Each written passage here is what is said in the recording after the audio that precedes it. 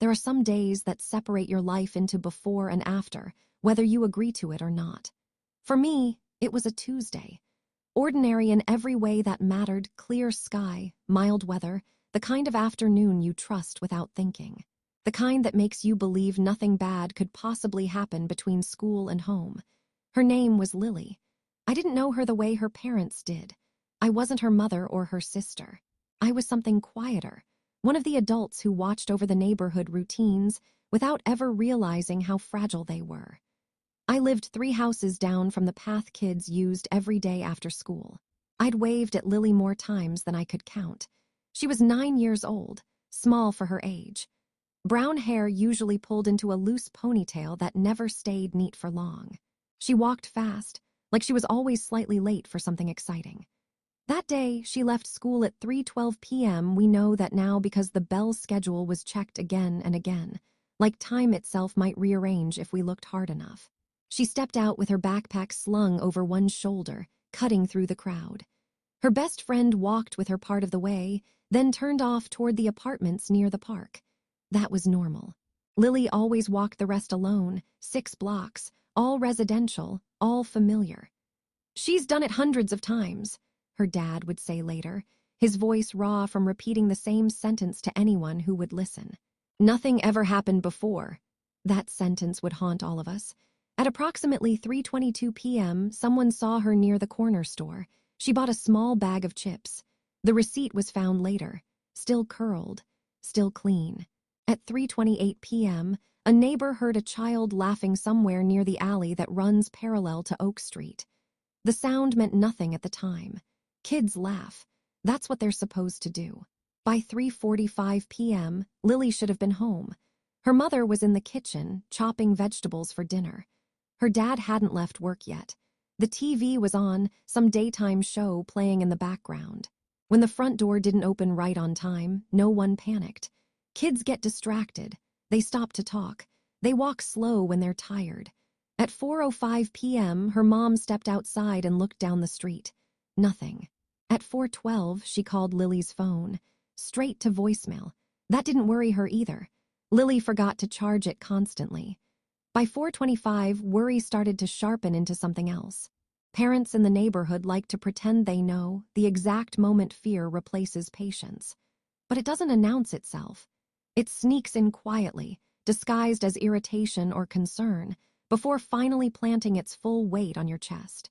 At 4:40, her mom began knocking on doors. First the houses nearby, then the ones along Lily's usual route. Adults who answered shook their heads gently, apologetically. Some smiled, still calm, saying things like, "She'll turn up. She always does." I remember opening my door and seeing her standing there. Her face was tight in a way I'd never seen before. Her eyes searched past me, into my house, like Lily might be hiding behind my couch as a joke. "Have you seen Lily?" she asked. I hadn't. Something in her expression told me this wasn't just a formality anymore. By 5:10 p.m., the neighborhood had changed. Cars slowed. People gathered on sidewalks. Phones were pressed to ears. Names were called into open air. Someone suggested calling the school. Someone else suggested waiting a little longer.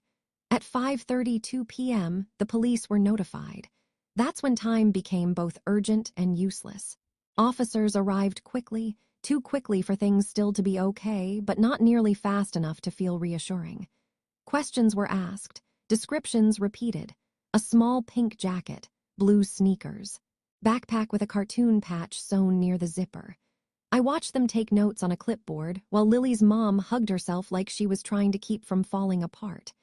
By sunset, searchlights were sweeping yards and alleys. Volunteers walked shoulder to shoulder, calling her name until their voices cracked. "Lily, sweetie, come home, honey." I joined them, flashlight shaking in my hand. The neighborhood felt wrong, too quiet in some places, too frantic in others. Every shadow looked like it might be a child crouched low.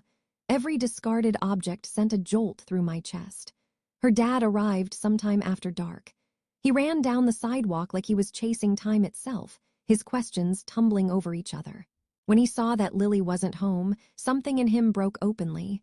No pretense, no denial. Hope doesn't disappear all at once.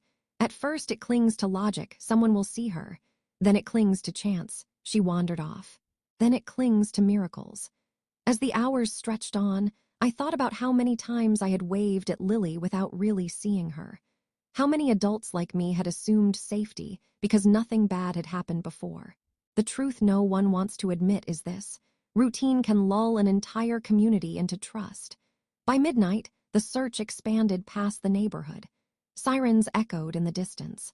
Helicopters circled overhead, their lights skimming rooftops again and again. I stood on my porch and watched the sky. Somewhere between school and home, Lily had vanished. No scream anyone admitted to hearing, no clear struggle. Just a gap in time where a child should have been walking and wasn't. That night, none of us slept. We waited for a door to open, a phone to ring, a miracle to choose us. And though no one said it out loud yet, a terrible understanding was already settling in. Not every walk gets finished. And once a child disappears into that space between places, the world never feels whole again. The most dangerous lie about that afternoon was how ordinary it still felt hours later. By morning, the sun rose like it always did, soft and cruel in its normalcy. Birds sang. Cars started. School buses ran their routes. And yet Lily's house remained silent, its front door unopened, curtains barely shifting as if even the air inside was holding its breath. Everyone kept saying the same thing. She probably got distracted. She knows the neighborhood. She's a smart kid. Those words were meant to comfort, but they only sharpened the ache, because what they really said was this shouldn't have happened, which meant someone hadn't seen something. Someone had assumed safety instead of checking, including me. The police canvassed the area again that morning, knocking on doors twice, sometimes 3 times. They asked the same questions over and over, hoping repetition might unlock memory. Did you see her after school? Did anything seem off? Any strange cars? Any unfamiliar faces? People answered with confidence at first, then doubt crept in. Oh, well, I thought I saw her. I'm pretty sure it was yesterday. Kids pass by here all the time. I didn't really look. It turns out memory is unreliable when you don't realize you're supposed to be remembering. Security footage became the new hope. Doorbell cameras, store cameras, any angle that might catch a piece of her walk. They found her at the corner store, just like we knew they would. She appeared on the screen so alive it hurt to watch, counting bills, smoothing down her backpack, stepping back outside into the sunlight. Then nothing. No footage past that point. No clear direction, just a child walking out of frame and into absence. Someone said, maybe she took a different route. Another person nodded. The shortcut behind Oak Street. That shortcut, the alley, was suddenly everywhere in people's minds. Too late, too quiet, too exposed. Search teams combed it inch by inch. Dogs sniffed trash cans and fences. Volunteers checked backyards that children would never normally enter. By afternoon, flyers covered every surface. Telephone poles, shop windows, bus shelters. Lily's smile stared out at us from every corner of the neighborhood. Have you seen me? Her parents sat at the dining table answering phone calls, their voices growing hoarse. Every ring of the phone lifted hope and crushed it seconds later. Well-meaning strangers began to arrive too, some with food, some with prayers. Some with theories whispered just loud enough to reach fragile ears. Someone suggested she was hiding. Someone else suggested she'd run away. I wanted to scream every time I heard that. 9-year-old girls don't disappear between school and home because they're adventurous. They disappear because someone interrupts the space we all chose to trust. That second night, the news vans came. Bright lights, serious faces, carefully chosen words like missing and unconfirmed. The neighborhood that had once been invisible to the world now felt exposed, examined, scrutinized. I watched Lily's mother give a statement, flanked by officers. Her voice shook as she described her daughter's walk, her clothes, her laugh. She always comes straight home, she said. Please, if anyone knows anything. Hope does something strange when it starts to thin. It doesn't vanish, it splinters. People cling to details, timelines, possibilities. But under all of it lurked one recognition none of us wanted to face yet. We assumed she was safe because we've all been assuming that forever. We assumed children could move unprotected through familiar spaces because they always had. We assumed that nothing bad could happen in between. That night, as I lay awake listening to distant sirens, I replayed every minute of my own afternoon from the day before. Where I'd been, what I'd heard, what I'd ignored. The question wouldn't stop looping. If I had been looking instead of living my routine, would I have seen her? No one asks that question out loud in the early days. It's too heavy, too accusatory.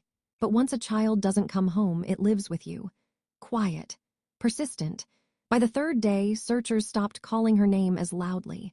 By the fourth, people stopped saying when she comes back and started saying if. And in the cracks between belief and fear, a terrible truth settled in. We all thought she made it home. And that assumption may have been the one thing we could never take back. By the fifth day, the search had taken on a rhythm that felt both urgent and ritualistic. Every morning, volunteers gathered in the parking lot by the school. They signed clipboards, took maps, paired up with strangers who now felt oddly familiar. We searched with a kind of determined hope, even as the air grew heavier with each passing hour. Hope doesn't disappear all at once. It erodes. The news stopped using bright photos of Lily and started replaying the same one over and over, like repetition might summon her back. Reporters began standing farther from her house, their voices quieter, the questions more careful. At night, porch lights stayed on across the neighborhood. People left doors unlocked in a gesture that felt symbolic more than practical, as if Lily might try one more time to come home and need everything to be exactly as she left it. No one complained about the helicopters anymore. I spent hours walking streets I'd lived on for years, noticing details I'd never paid attention to before. A broken fence here, an obscured alley there, places no child should ever have to navigate alone. Familiarity had blinded us. It always does. Lily's parents barely slept. Her mom wore the same sweatshirt day after day, like a shield against a world that wouldn't give her answers. Her dad stopped crying openly and grew quieter instead, his grief folding inward into something dangerous and tense. When they asked me to help organize flyers, I said yes without thinking. Anything that kept my hands busy felt better than standing still. We taped Lily's face to lamp posts and store windows, each repetition a reminder of what was missing. Strangers stopped me to ask questions. Some offered theories. Some offered prayer. None of them offered certainty. I remember one searcher, a woman about my age, stopping abruptly in the middle of Oak Street. "Do you feel that?" she asked. I nodded, because I did. The neighborhood felt like it was inhaling and holding it, waiting for something, anything to break the tension. Every ringing phone made hearts jump. Every unfamiliar car slowed conversations to whispers. Someone thought they heard a scream one night. Police rushed out. It was nothing. Someone else swore they'd seen Lily near the edge of town. Officers followed the lead. It went nowhere.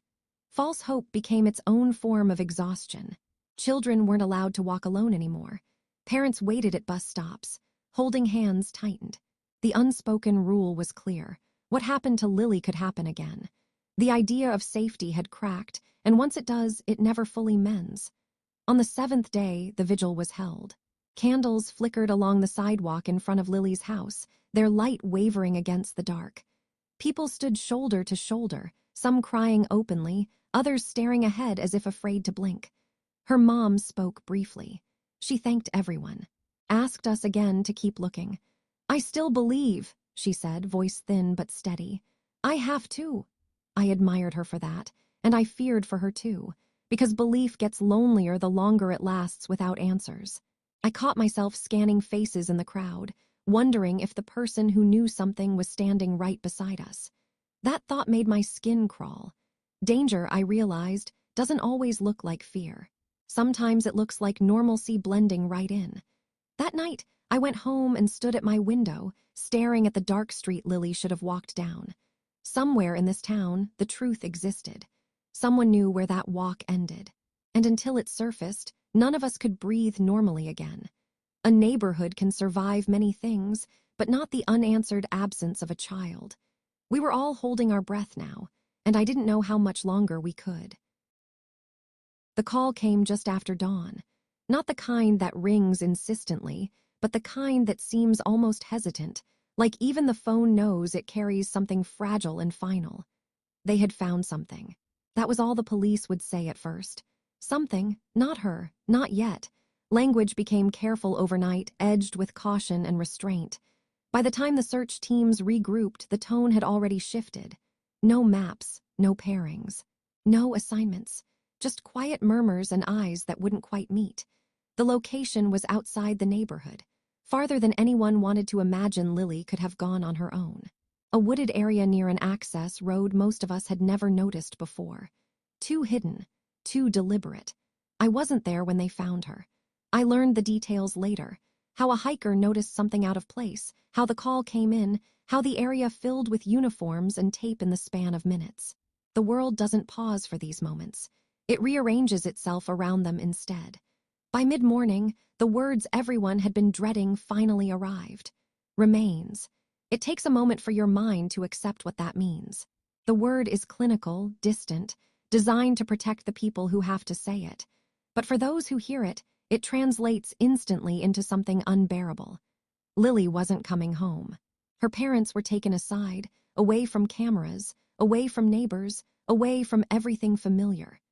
No one was allowed near them after that, not out of cruelty, but out of necessity. Grief like that needs space because it can destroy everything around it if it has nowhere to go. The rest of us stood in small clusters, crying, whispering, refusing to look at the patrol cars that kept passing by. Some people still clung to hope even then. Maybe it's not her. They haven't confirmed anything. But hope by now was thin and trembling.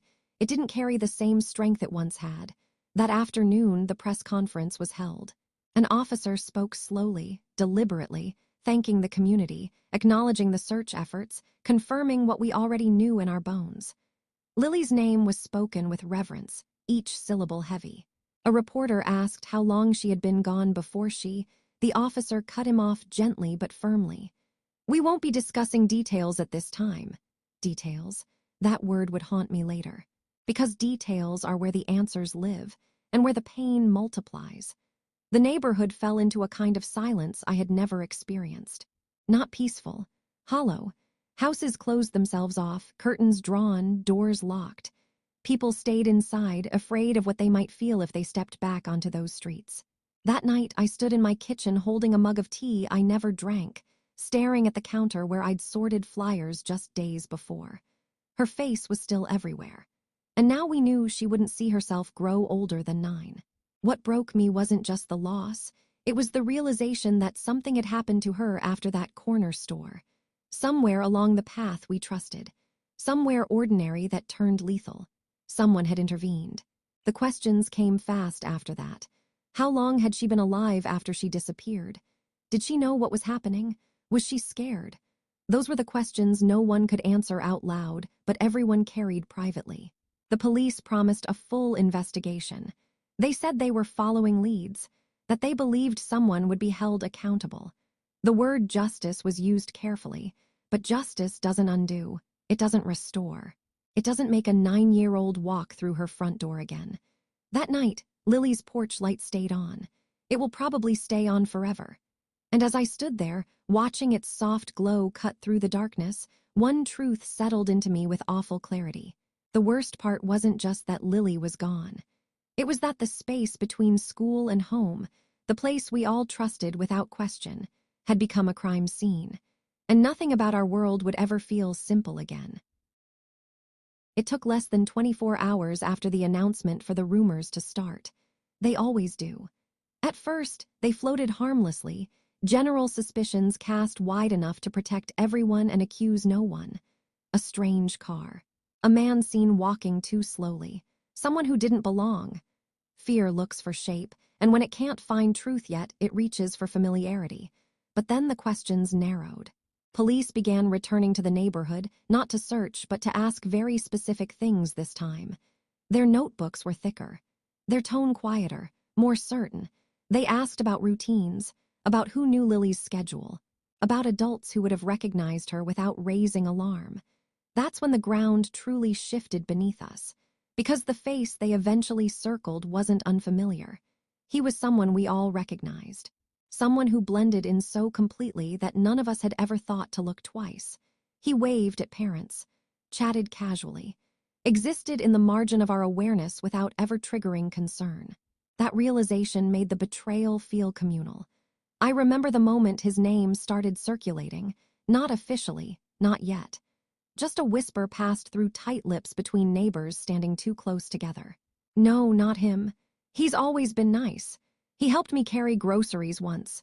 People said these things like evidence, as if politeness could cancel harm. The police didn't say much publicly, but their presence spoke loudly enough. They knocked on his door more than once. They parked near his house for hours at a time. They followed procedure while the rest of us watched our sense of safety collapse in slow motion. When the arrest finally came, it wasn't dramatic. No chase, no shouting, just handcuffs clicking shut on a man we had trusted with proximity. I stood on my porch and watched as he was placed into the back of a police car. His expression wasn't wild or monstrous. It was strangely calm, almost annoyed. That was the part that haunted me most. The truth arrived in pieces after that, through court documents, careful press releases, and quiet confirmations shared among adults trying to protect their children from more harm than necessary. He had known Lily, not well, but enough. Enough to say her name, enough that she hadn't run. That detail sat like a stone in my chest. Children don't scream when something feels familiar. They comply, they hesitate, they trust. Every adult in the neighborhood carried that realization like a personal indictment. We replayed old interactions in our heads, moments where he'd passed by, where we'd nodded casually, where none of us had felt alarmed because nothing about him asked for it. Danger doesn't always raise its voice. Sometimes it smiles and waits.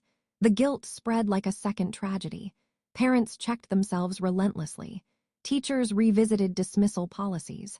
Neighbors stopped making eye contact, each of us wondering, should I have known? At the vigil held after his arrest, grief had hardened into something else.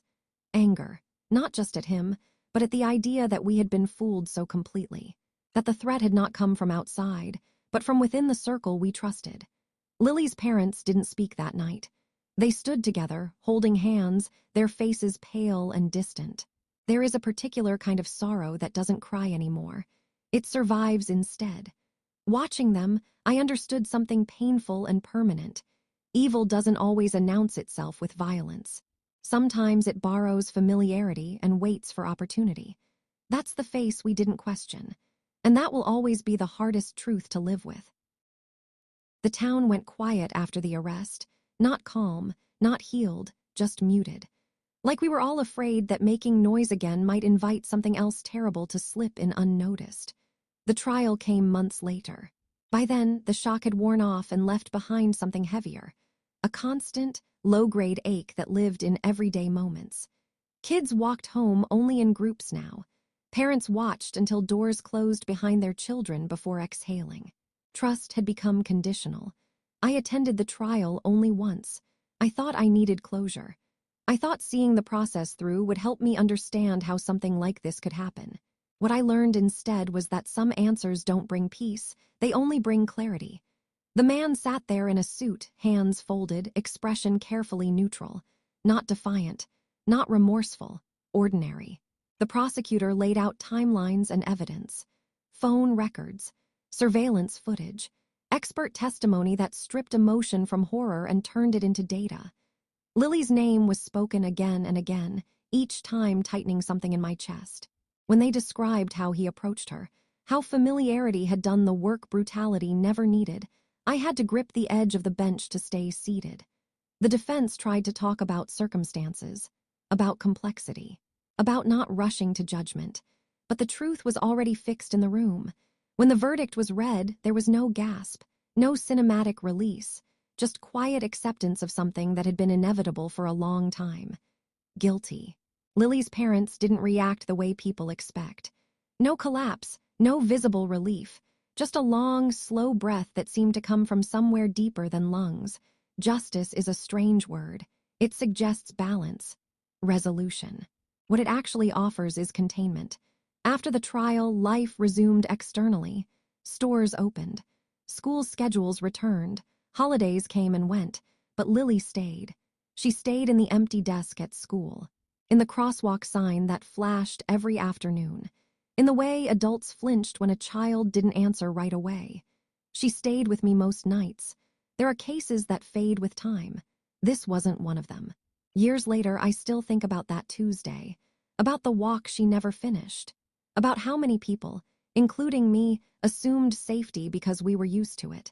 I think about how danger doesn't always come from dark corners. Sometimes it walks openly among us, protected by our own disbelief. That's why I tell this story. Not to reopen wounds, not to relive grief, but because forgetting is what allows patterns to repeat. I want parents to question routines they've never questioned before. I want neighbors to notice, not suspiciously, but attentively. I want adults to understand that children don't always know when something is wrong, especially when it feels familiar. And I want Lily to be remembered as more than a tragedy. She was a girl who liked chips from the corner store, who walked fast, who laughed easily, who trusted the world because it hadn't given her a reason not to. The space between school and home should never be dangerous, but pretending it always isn't, that's how this story begins. And that's why it can never truly end.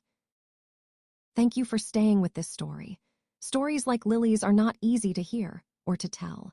They sit heavy because they are real in the ways that matter most. Not just in facts and timelines, but in the quiet assumptions we all make every day about safety, familiarity, and routine. If this story left you unsettled, that feeling has purpose. It is meant to remind us that awareness is not fear, and paying attention is not paranoia. Children depend on adults to notice what they cannot yet recognize. Sometimes the most dangerous moments happen not in the shadows, but in the spaces we trust without thinking. If you are a parent, a sibling, a neighbor, a teacher, know that your attentiveness matters. Small choices, extra questions, and a willingness to speak up can save lives. This story is also about memory, about refusing to let a life be reduced to a headline or a statistic. Lily was more than a case. She was a child who deserved to grow up. If this video moved you, helped you reflect, or encouraged you to think differently about everyday safety, like this video so more people can find it. Share it with someone who needs to hear this message. And subscribe for more storytelling that centers truth, empathy, and awareness. Your support helps keep stories like this from being forgotten. And most of all, thank you for listening.